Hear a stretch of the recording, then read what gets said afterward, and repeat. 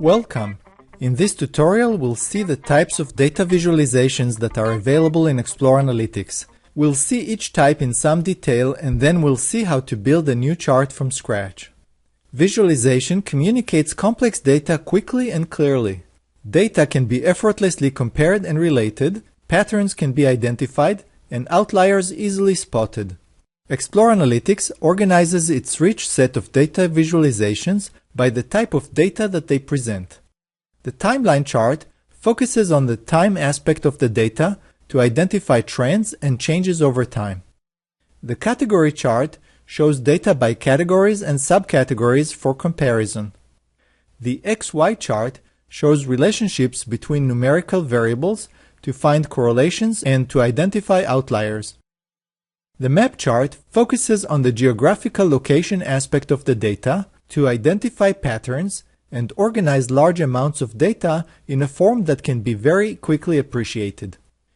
Within these broad categories, Explore Analytics utilizes colors, shapes, callouts, tooltips, and legends to present the data.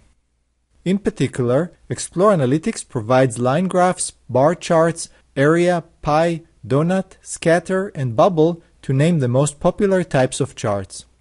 Let's look at the timeline chart. You can scroll through the timeline, zoom in or out, or select a specific date range. The data in a timeline can be presented as a line to show continuous data values over time, or bars to show data values in points in time or time intervals. This is useful for showing monthly sales, for example. A trend line or a moving average line can assist in viewing the trend. With area chart, the area below the line is colored. We stack the areas to show the total and the contribution of each value, as well as the trend of each value. The stock chart is great for stock market data, or really for any such numerical data. The trend of multiple prices can be easily compared.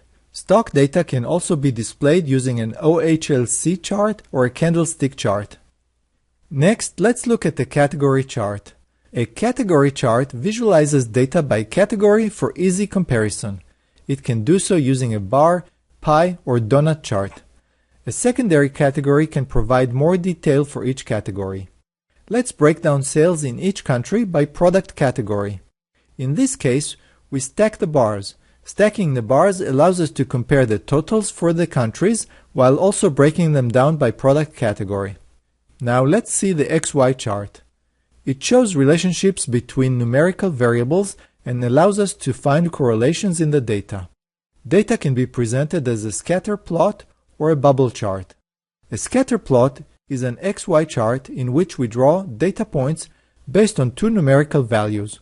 One value determines the X position and the other value determines the Y position. We study the relationship between these two values to see if one value could predict the other. A trend line is a straight line that passes as close as possible to all the points. It's called the linear regression line. If the points appear close to the diagonal trend line, then the two values appear to be correlated, and knowing one value could give us a good idea about what the other value might be. The LOESS line is a smooth line that is not straight but rather follows the points as close as possible. This is similar to a moving average line in a stock chart. Such line can show non-linear relationships. In a bubble chart, we show a third numerical value by varying the size of each point, which we now call a bubble. We make the area of the bubble proportional to the value, and therefore larger bubbles represent a larger value. In this chart, it's the city population. A larger bubble means a larger population. You can zoom on an area of the chart by selecting a rectangle. To do that, point the mouse at the beginning of the selection and then click and drag diagonally while holding down the mouse button to select a rectangle. When you release the mouse button, the selection is complete.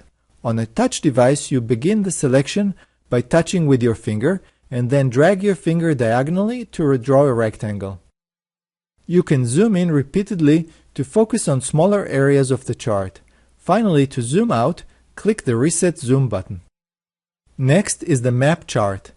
The map chart allows us to visualize geographical relationships by indicating data on a map. There are two types of map charts. Geographical points show data on a map by indicating markers at geographical coordinates. Geographical areas color areas on a map to indicate a value or category. For example, areas could be states, and their color can indicate a numerical value for each state. The earthquake chart is an example of geographical points. Each point represents an earthquake. The size of each point represents the magnitude of the quake.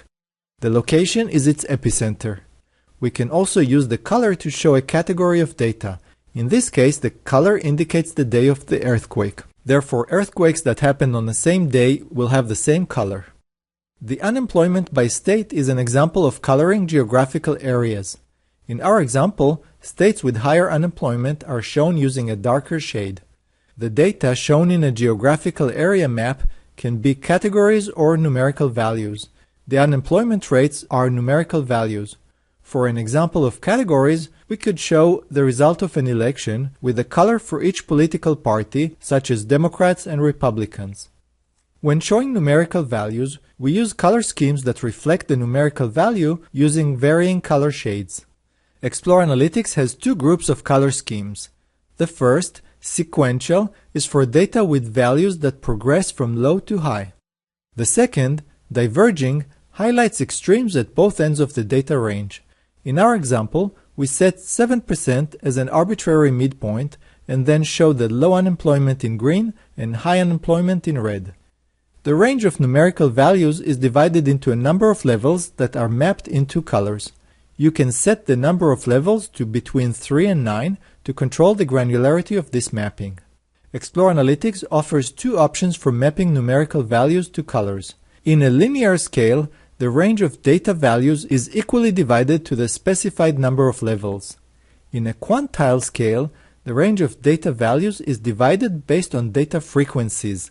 For example, when we set the levels to 4 and choose a quantile scale, we show the bottom quartile of states with the lowest unemployment using the first color, the next quartile using the second color, and so on.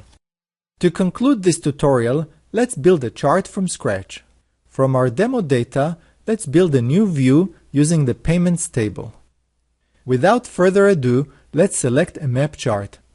There are multiple ways to select a location. We'll do it by country. Explore Analytics understands different variations of country names, abbreviations, and standard country codes. The country field is actually in the customer table. That's not a problem. To summarize data for each country, let's uncheck the all data points. That way we show a single point for each country. We'll select Bubble to show the sales in each country. It's now evident that the highest sales are in the United States. To further break it down by product category, let's select Pie. The product category field is in the product table. Let's select it as our Pie field. Our chart is done and ready to share. That's it for this tutorial. To learn more about how to analyze and visualize data using Explore Analytics, we invite you to watch the other video tutorials and to visit our website at exploreanalytics.com. Thank you.